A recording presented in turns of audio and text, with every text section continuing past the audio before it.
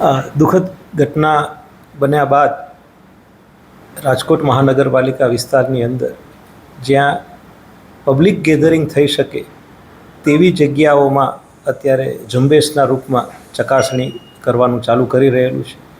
Public ગેધરિંગની જગ્યામાં ખાસ કરીને અમે hospital, school, tuition classes, malls, theatre, multiplexes, auditorium, banquet hall આવા પ્રકારની મિલકતોમાં અત્યારે અમે અગ્રતા આપી અને તપાસ કરી રહ્યા છીએ.